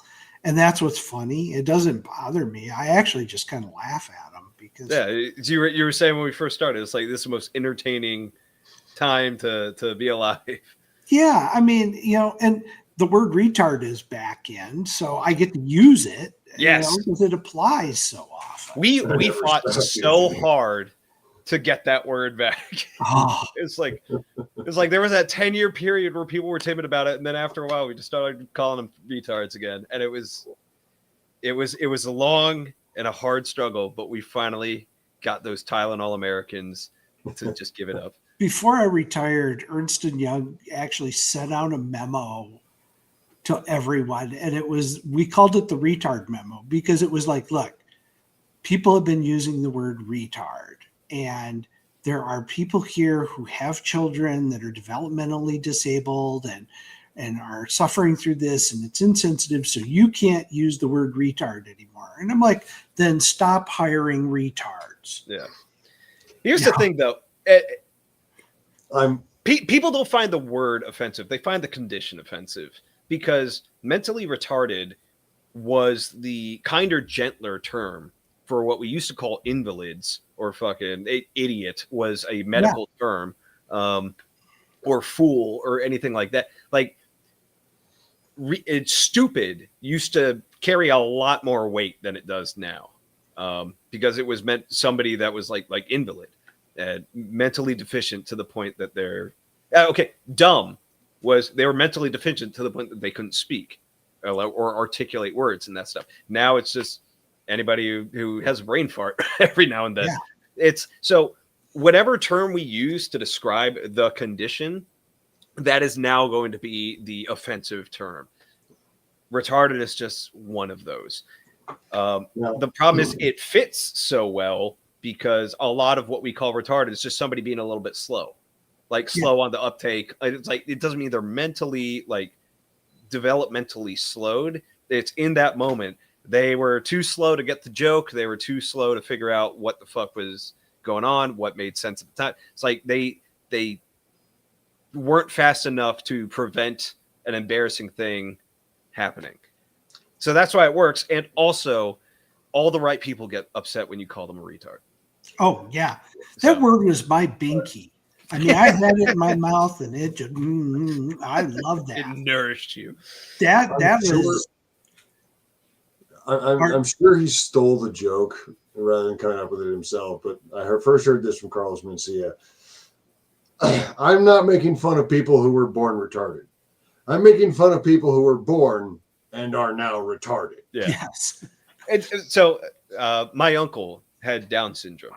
I say had, he died. Like he didn't get cured or anything. But so he had Down syndrome, and while he was alive, like I'd hang out with him, play with him, and that stuff, and he'd call me retarded.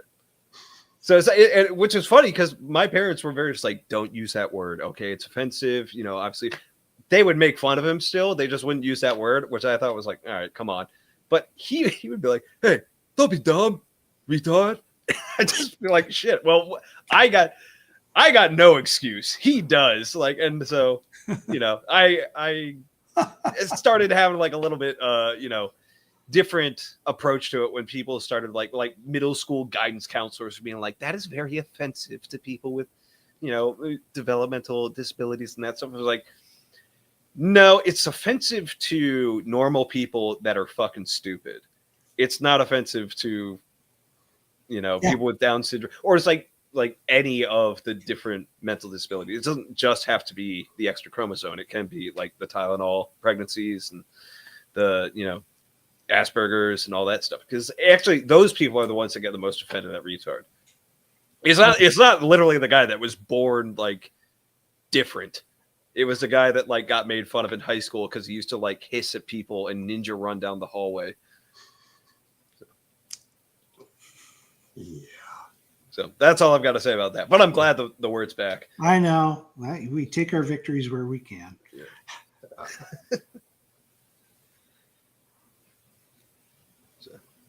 So is there anything new you're cooking up, Blaine, or just pushing ahead with established series so far? I'm having fun with where I'm at this point. I mean, I've got 3 series running, so that's kind of my limit right now. But I'm only got one more Blue Dawn book after this one drops, and I'm wrapping up the Second American Civil War at that point, and I'll be able to go back and write stories that took place off the mainstream stuff in there. But, that will free me up. And I've got some idea. I've got some really fun, big galactic space stuff that I really want to get into at some point. It's a matter of, I haven't had time to sit down and play with it. But I kind of like, I've got to read the stuff you guys were talking about ahead of time, just because I like where you're going with it. Especially if you're going to get into Mecha, I want really what you guys do, just, for granted. For those, I don't know about Pete, but I am more than happy to just hand that off to the expert and just be like, hey, run wild with that. Yeah. For those who are listening and not sure what he's talking about, we've been pushing out some previews of the Nightfall universe, which is far future grimdark space fantasy. Far future grimdark space fantasy. That's a good a way as any to describe it. Nick would say we're out to punch Games Workshop in the balls. I don't care what happens to Game Workshop as far as our professional considerations go. As a former Games Workshop customer and fan, I hope they burn and die. But No, really, how do you feel? Yeah, just as somebody contributing to this property, it's not a. They're a completely separate entity. We're not involved with them. We're not part of them whatsoever. But if you like one franchise, you might like the other. Mm-hmm. Yeah. Well, everybody always says that it's kind of like any Stompy Robot thing. They always say, oh, you're ripping off Battletech. I got that with Land and Sea. People were like, you're just ripping off Battletech. No, I'm not. Not at all. Yeah. Zip Zero, none. Not at all. But people are always going to make those comparisons. So let them. That's what they post on Reddit. Let them go on Reddit and post that shit. My favorite is anytime there's like, so Battletech specifically, like people that didn't know about it growing up, or like they grew up a little too late. They're like, "Oh, is that so rip off of Gundam?" And it's like, No, no, not at all. It ripped off some stuff from other franchises. So well, it also got licensed from stuff from other franchises, right. and then that, But let's face it, GW ripped off a lot. Name something GW didn't rip off. That's gonna be a tough one. Yeah. As Tom said in one of the Tom and Don videos, but what about Terminators with flashing up Necrons? Yeah. So. Yeah. GW doesn't like its fan base very well. I think if there is one big difference between what we're trying to do and what GW does is we're trying to make stuff for people we like. Yeah. So.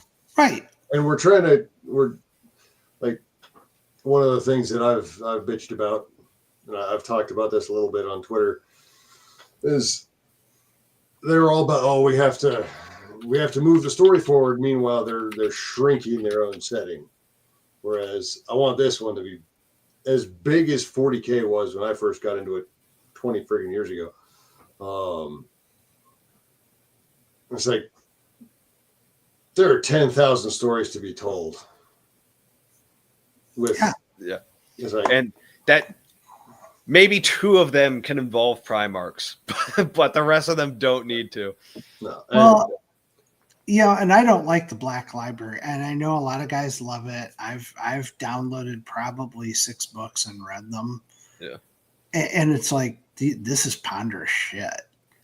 It reminds me of how the new Star Trek is, where it's so involved with itself and playing off its own canon that it's not really telling good stories. And I always kind of view the role that I have. I don't know about other authors, but my job is an entertainer. I'm just here to, if you're spending $8.99 on an ebook, I want to at least give you $10 or $12 worth of entertainment so that you're happy.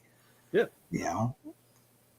I got into 40K with Dan Abnett's Gaunt's Ghost series. I picked up one of them in the PX in Camp Fallujah and threw it in my ruck, took it with me. And that kind of, he wasn't, at least at the time, he wasn't that kind of, this was like early aughts.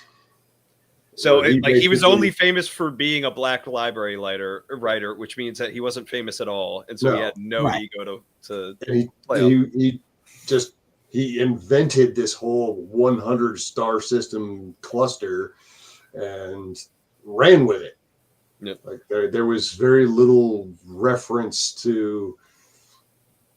I mean, it was the setting, obviously, but it wasn't. Oh, I've got to link it in with this and this and this and this. There was nothing to link it in. But I do think like the 3 main series that get told or brought up over and over and over again by the old school fan base, that like this is what got them into it and this is what they loved. This was peak Warhammer and all that. Before Horus Heresy was even a thing, it was Gaunt's Ghost, the Eisenhorn series, and Caiaphas Cain, or as I called it, Caiaphas Cain. All 3 of those series are just pulp series. They're just like, hey, here's 60,000 words just to be entertaining about something that's happening in this universe. And then it like that one worked, so we'll do it again, and then we'll do it again, and then we'll do it again, then we'll do it again, then we'll do it again, until they have like 12 plus books in each series. But each series is very unique. It doesn't feel like the other one, but they're all pulp stories. It's like Eisenhorn, detective pulp. It's like very noirish in a way. Gaunt's Ghost, it's Hammer Slammers. It's the military pulp. Caiaphas Cain is what was the Flashman? It's Flashman, and then Horatio Hornblower is another one that gets thrown in. But it's they all have a pulp identity to them. And what is pulp? Pulp is easily digestible and consumable and kind of disposable entertainment. You know, that's why they were putting up pulp rather than the glossies. So, well, with Tenure, we based Mike and I, when we started doing the Tenure series, we were like, let's base this off like the old Mac Bolan stuff. there you go. You know, because the Executioner, like it or not, when I was a kid, you didn't walk by a book rack in the drugstore that wasn't loaded with a bunch of Executioner books. Yeah. You know, those were good stories, and you know, so why not leverage that type of vibe? You know, and you know, it's fun, and we even structured the chapters so they're really short.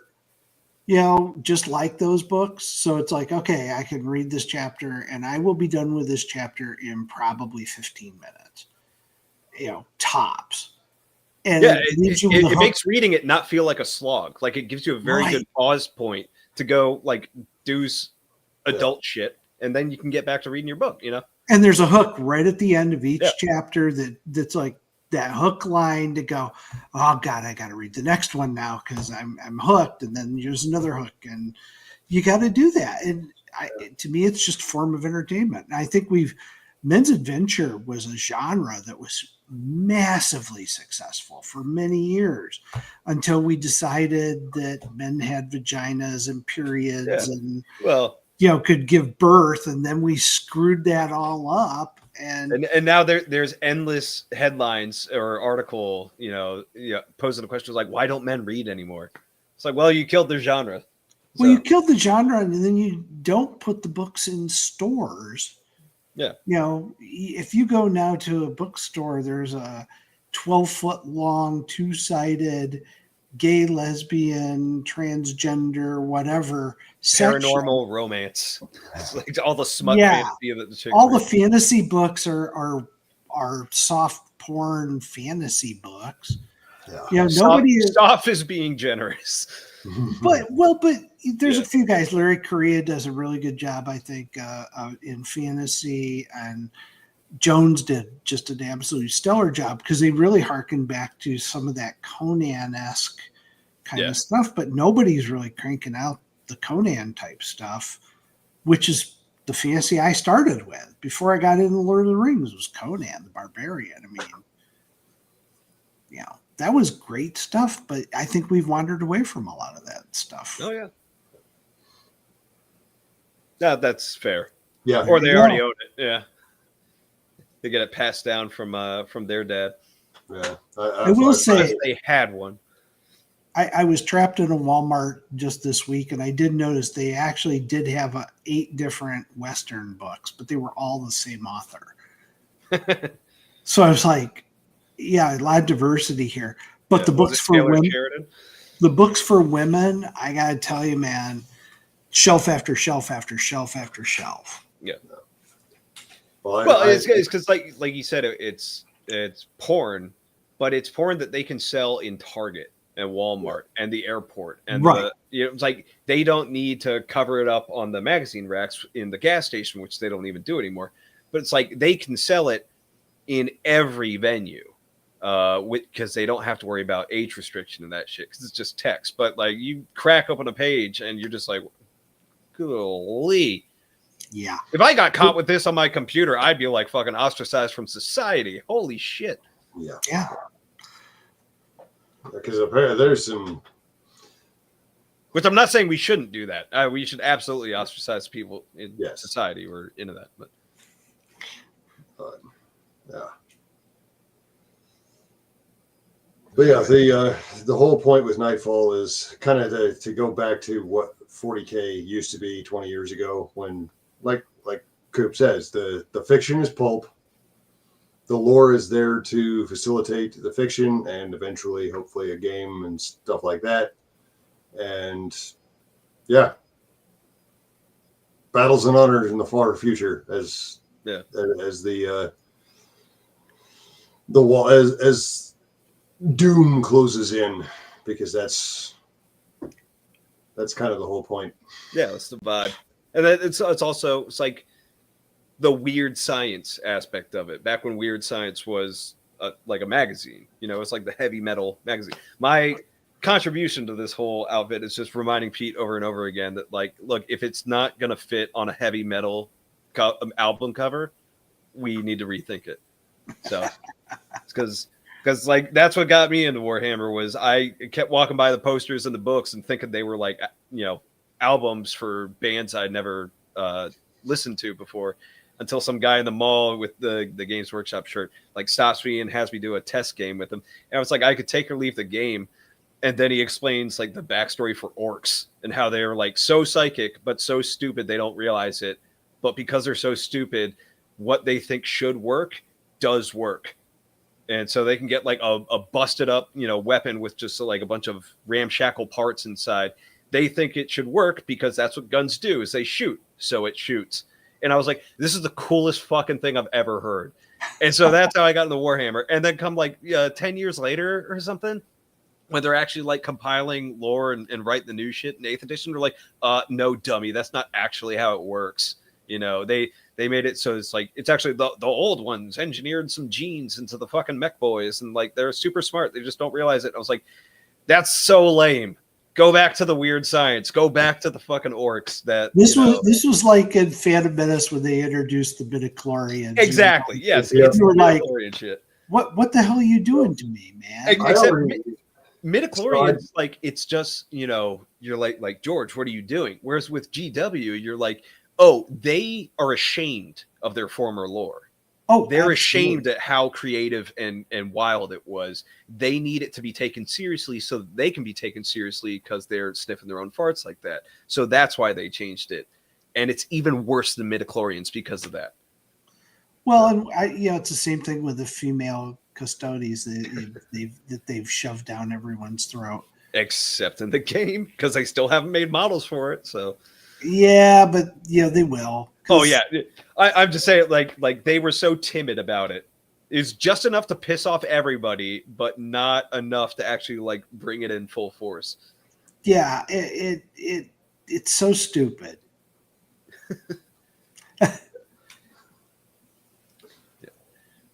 Today we're talking about Grok and Ulk. Warhammer had such great potential in the early days. The problem was the more they fleshed out, the more they boxed themselves into stuff. Yeah. That, the Siege of Terra, I remember when I first read about it, there was like 3 paragraphs. And that was it. That's all it needed to be, because I've been saying for a while now that the Horus Heresy series was the biggest mistake they ever made. Because they turned what he said. Yeah. They turned myth into a soap opera. You can't do that. You can't have 1,000 episodes of like every scene being played out with shitty dialogue and shitty writing. Yeah. When you have 3 paragraphs, you just need to keep it vague enough that everybody gets an idea of what it is, and then they fill in the details with their own mind, because then it works the best for them.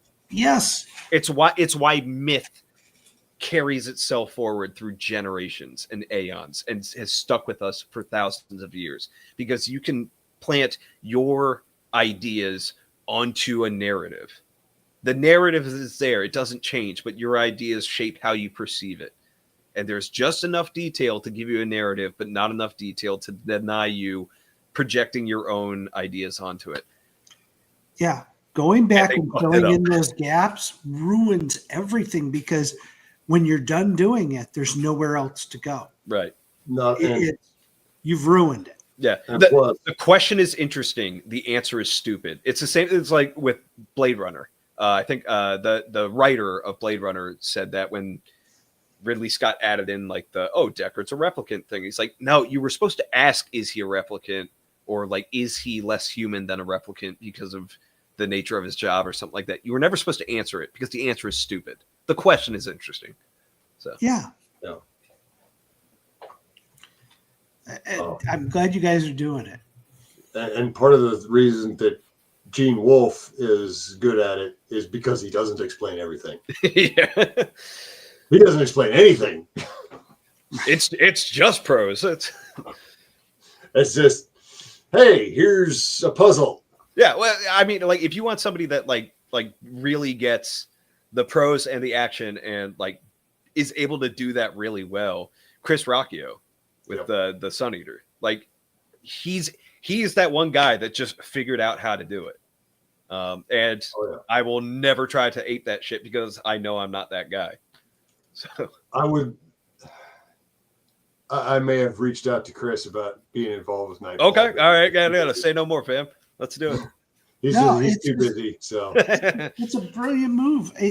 Honestly, there's so much good talent out there. You might as well bring them in. But, sounds good. Yeah, there may be some more news about Nightfall in the next few months, but we have been going for about 2 hours now. All right. Well, I'm tapped. Unless you I'm want to go good, for an guys. hour 3, in which case let me just go get a beer and a Monster, and I'll mix it. Well, anything? Obviously, you got Tenure 3 coming out. Anything else you want to plug? No, man, Tenure 3. Go read it. Remember the whole thing of Peanut the Squirrel? Yeah. Okay, we did that story in this book. So we did this story and then we killed all the people that were involved with it. So it was a lot of fun. Peanut gets his final revenge because we renamed him Sheffield the Fox. And it's literally that story. You guys are laughing, but it's true. And it's no.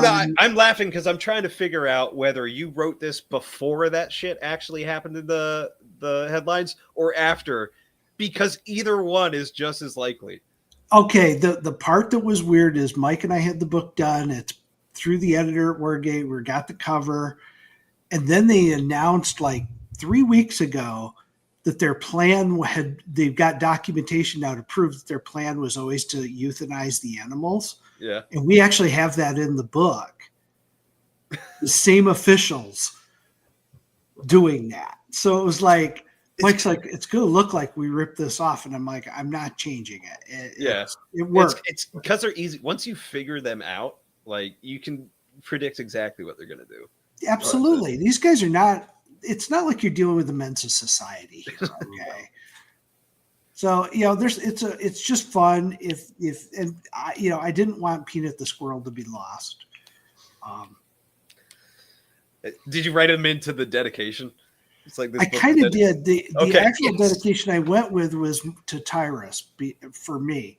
And the reason is I actually watched an episode of Gutfeld where he was talking about and the state euthanized 2 of his dogs. Oh. And he was talking about Peanut Squirrel. He goes, this is not an isolated thing. This is what happened. And he tells this very detailed story. You can find it online.